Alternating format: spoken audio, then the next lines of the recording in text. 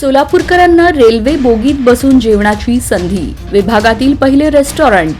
Solapur railway विभागात प्रथमच रेल्वेच्या बोगीत बसून जेवणाची संधी मिळणार आहे. यासाठी सोलापूर रेल्वे स्थानकावर एका बोगीत वातानुकूलित रेस्टॉरंट बनविण्याचे काम सुरू आहे. 1.5 लाख फुकट्या रेल्वे प्रवाशांवर कारवाई. रेल्वेतून फुकट्या प्रवास करणाऱ्यांची संख्या काही केल्या कमी होईना. सोलापूर विभागातील अधिकाऱ्यांकडून तिकीट तपासणी मोहीम आखून फुकट्यांवर कारवाई करण्यात येते.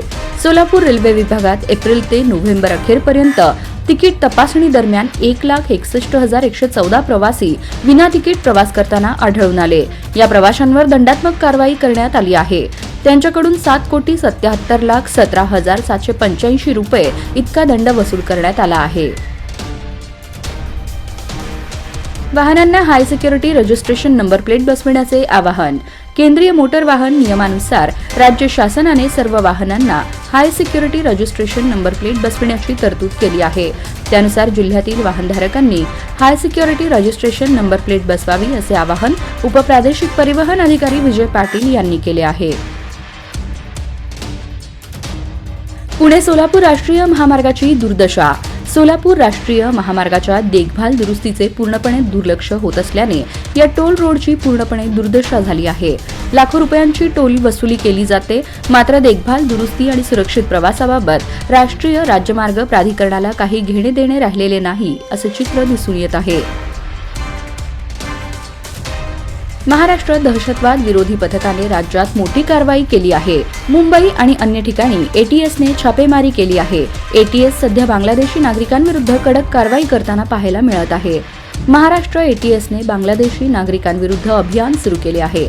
नवी मुंबई, ठाणे आणि सोलापूर शहरात मागील काही तासांमध्ये आम्ही ही कारवाई केल्याचं महाराष्ट्र एटीएसच्या अधिकाऱ्याने सांगितलं. एटीएसने महाराष्ट्रात आज छापेमारी करत 17 नागरिकांना अटक केली आहे. त्यामध्ये 7 पुरुष आणि 6 महिलांना अटक केली आहे. झेडपीचा नववर्षासाठी मोठा निर्णय. ग्रामसेवक व आरोग्य कर्मचाऱ्यांची हजेरी आता मोबाईल ॲपवर. वरिष्ठ अधिकाऱ्यांना दिसणार कर्मचाऱ्यांची मुख्यालयातील हजेरी. सोलापूर येथील गावागावातील लोकांना ग्रामपंचायतींकडील कामे वेळेत करता यावीत, प्राथमिक आरोग्य सुविधा देखील वेळेत मिळाव्यात या उद्देशाने आता जिल्हा परिषदेने दोन्ही विभागांकडील कर्मचाऱ्यांची हजेरी ऑनलाईन नोंदविण्यासाठी स्वतंत्र मोबाईल ॲप्लिकेशन तयार केले आहे. नववर्षाच्या स्वागतासाठी जिल्ह्यात पेटल्या अवैध हातभट्ट्या.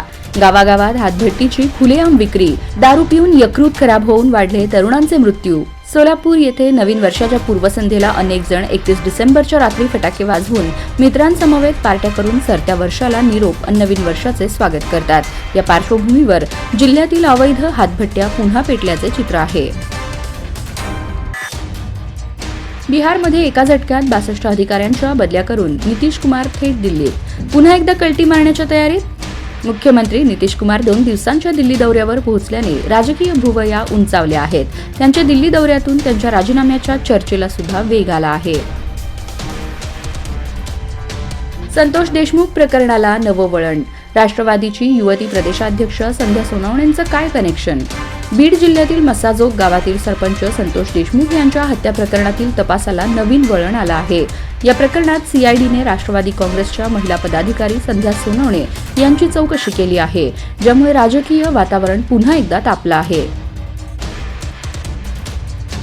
करमाळ्यातील शेतकऱ्यांना रब्बीसाठी उजनीतून पाण्याची पाळी द्यावी. आमदार आबा पाटलांची मागणी. करमाळा मतदारसंघातील शेतकऱ्यांना रब्बी आवर्तनाद्वारे शेतीसाठी उजनीतून पाण्याची पाळी देण्यात यावी अशी मागणी आमदार नारायण आबा पाटील यांनी केली आहे. यासाठी त्यांनी कार्यकारी संचालक कृष्णा खोरे विकास महामंडळ पुणे यांना निवेदन दिले आहे.